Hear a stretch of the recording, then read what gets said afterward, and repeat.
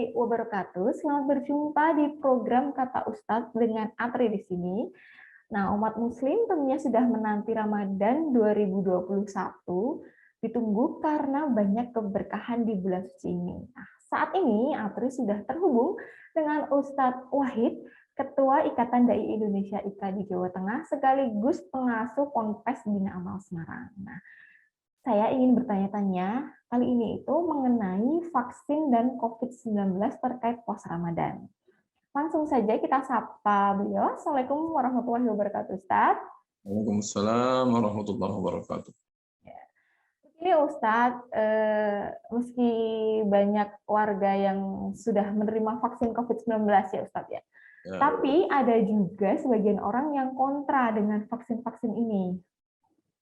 Nah, namun terlepas dari polemik halal haram vaksin ini, nah apakah memasukkan cairan ke dalam tubuh alias suntik vaksin COVID-19 ini bisa membatalkan puasa Ramadan seperti itu? Baik, pada dasar hukumnya adalah yang diharamkan itu memasukkan makanan melalui apa yang disebut sebagai jauf dalam bahasa fikih. Jauf itu lubang yang mengantarkan makanan, benda itu ke dalam tubuh kita, mulut misalnya, hidung, telinga, ya, maka termasuk tetes mata itu juga dipersoalkan, termasuk lubang yang lain. Jadi lubang itu. Sehingga muncul pertanyaan kalau suntik seperti apa? Ya, kalau suntik berarti kan membuat lubang baru, memasukkan sesuatu tidak melalui lubang yang sudah ada, tetapi membuat lubang baru. Nah, sehingga hukum aslinya ya tidak masalah, gitu. Tetapi kemudian para ulama memilah-milah. Karena sekarang ini ada lagi suntik yang gunanya untuk memasukkan makanan. Jadi tidak melalui mulut, tetapi fungsinya benar-benar memasukkan zat makanan yang mengenyangkan. Seperti infus misalnya. Infus itu kan membuat orang jadi kenyang, membuat orang menjadi sehat. Nah, coba kalau kita puasa diinfus seharian itu, ya nggak ada masalah. Makanannya lebih sehat, mungkin lebih bagus malah daripada kalau makan. Tapi makannya menu tidak bagus. Gitu. Nah, untuk hal semacam ini, itu tidak boleh. Makanya infus untuk orang sakit itu membatalkan puasa. Lagi pula bicara infus, orang diinfus kan sudah sakit ya, dia sudah boleh tidak puasa. Jadi infus itu ya semakin membuat ya orang menjadi tidak berdaya kan begitu kan. Awalnya kan tidak berdaya, boleh dia buka puasa. Sehingga hukum infus itu tidak diperbolehkan. Tetapi untuk suntik, nah suntik juga ternyata ada ya, yang suntik memang memasukkan vitamin misalnya untuk kebugaran. Kalau itu tidak pada aspek lubangnya, tetapi pada aspek fungsinya yang membugarkan tubuh. Tetapi kalau suntik itu suntik untuk misalnya mengambil darah, ya kan? Kita sedang cek lab itu darah. Atau suntik untuk apa? Untuk memasukkan obat. Obat saja gitu. Kita misalnya sehat tetapi ada kayak orang misalnya yang sudah kena penyakit gula yang parah kan harus disuntik itu. Ya itu nggak masalah siang hari karena yang dimasukkan itu bukan zat makanan untuk menyehatkan, tapi itu insulin untuk membantu ya, membantu kesehatan. Ya, kayak gitu-gitu tidak ada masalah. Jadi suntik untuk obat. Nah, saya kira nanti sampai ke vaksin itu sama. Vaksin itu apa fungsinya? Memang dia untuk makanan, untuk menyehatkan tubuh kan tidak. Ya, vaksin itu ya sejenis obat begitu. Dia ada sebuah fungsinya itu ya Ustaz ya. Untuk kekebalan dari COVID ya. Itu tidak ada masalah. Kalau untuk ini Ustaz akan divaksin, dia mungkin harus makan harus makan dulu seperti itu atau mungkin harus ada keperluan apa gitu. Nah, kalau untuk vaksin sendiri boleh nggak sih sebelumnya itu kita memang sudah niat saya besok vaksin, tapi jadi saya itu tidak usah berpuasa seperti itu. Itu hukumnya gimana, Ustadz? Pertanyaannya, apakah memang vaksinasi itu, terutama COVID ya, itu membutuhkan sebuah kondisi kesehatan yang prima, misalnya harus dalam keadaan tidak puasa, atau harus kalaupun puasa tapi harus dalam keadaan fisik yang bugar misalnya. Apakah harus begitu? Ya kalau kayak begitu ya vaksinnya jangan siang hari, ya, malam hari. Hmm. Ya kan? Artinya vaksin itu kan waktunya bisa jadwalnya kan bisa didiskusikan, bisa dibicarakan dengan pihak pengelola. Ya seharusnya kalau mereka menghargai kita sebagai muslim, yang divaksin ini orang-orang muslim yang sedang menyelenggarakan puasa, ya dia sendiri harus mempertimbangkan agar vaksinasinya tidak dilaksanakan pada siang hari. Kecuali misalnya vaksinasi tidak membutuhkan apa-apa karena nggak ada efek apa-apa sama sekali.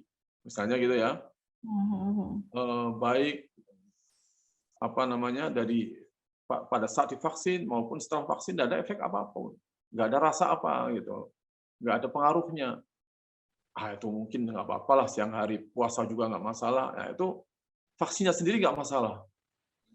Tetapi kalau kemudian bahwa vaksinasi butuh persiapan fisik, ya, nanti butuh pengelolaan pasca suntiknya, mungkin perlu vitamin, perlu apa, ya itu kan menjadi ribet ya. Berarti puasa tidak bisa menyelenggarakan vaksinasi. Kan gitu.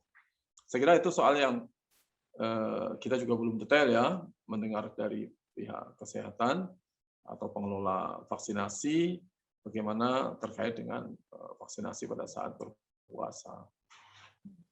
Itu kan untuk Urusannya sudah urusan kita lah, teknis ya, bukan urusan syariah. Kalau syariah kan hanya bicara soal bahwa vaksinasinya itu tidak termasuk kategori yang membatalkan puasa karena bukan makanan. Kalau itu kan untuk ini Ustadz, kita sebagai orang yang divaksin seperti itu. Kalau untuk tenaga kesehatannya sendiri Ustadz, itu kan mereka harus berhadapan dengan orang banyak kayak gitu.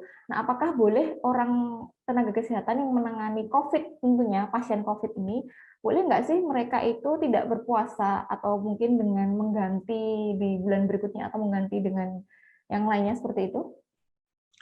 Ya prinsipnya begini, prinsipnya ada kondisi-kondisi tertentu yang dalam bahasa fikih disebut sebagai darurah ya. Ad-darurat itu tubihul mahdhurat.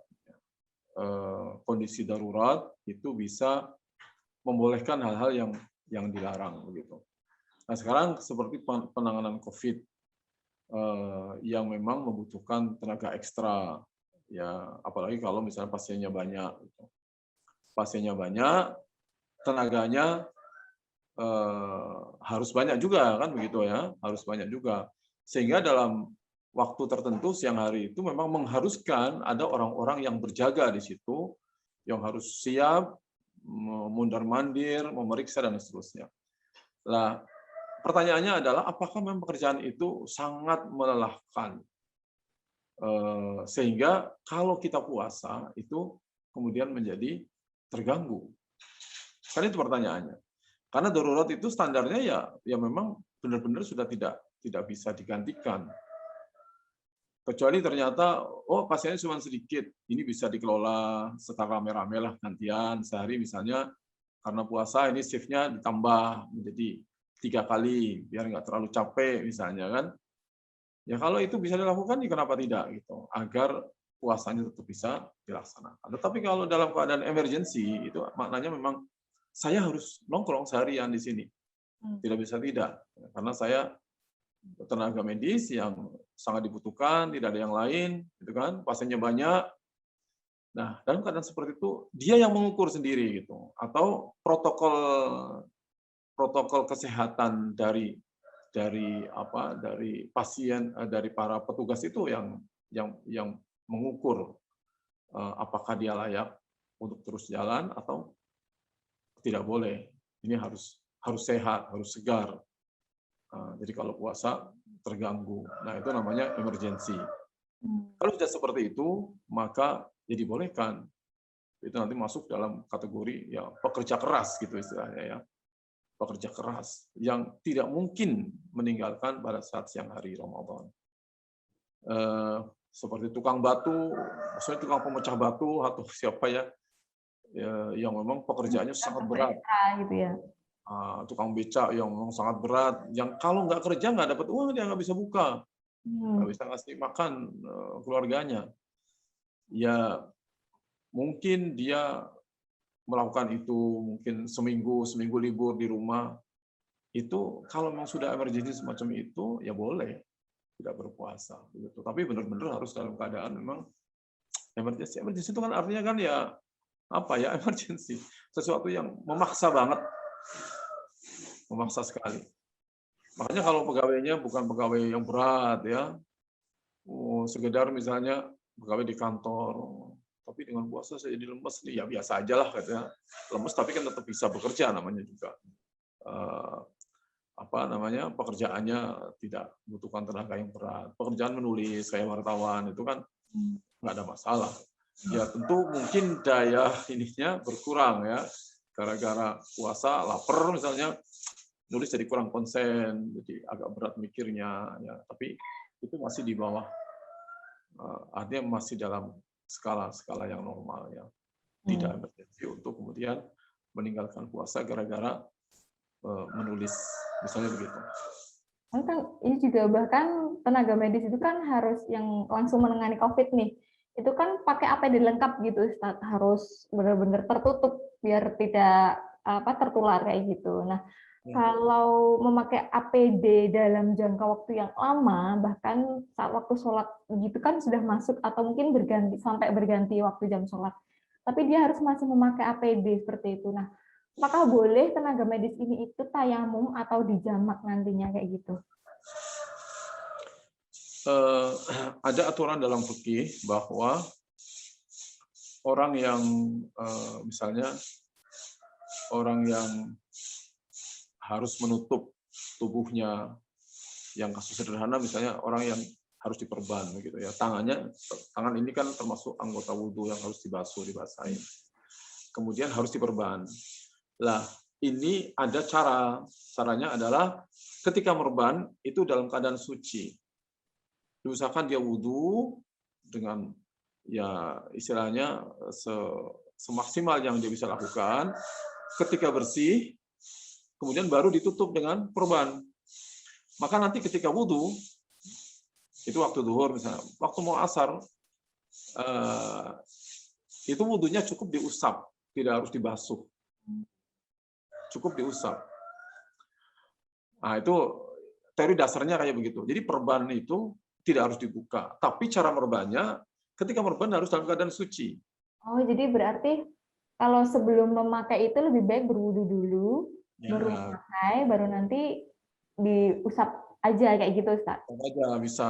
Misalnya pun harus rapet dalam waktu 4 jam. Makanya ketika zuhur, dia sampai waktu asar belum boleh dibuka. Ya sudah, yang penting ketika pakai dia dalam keadaan suci.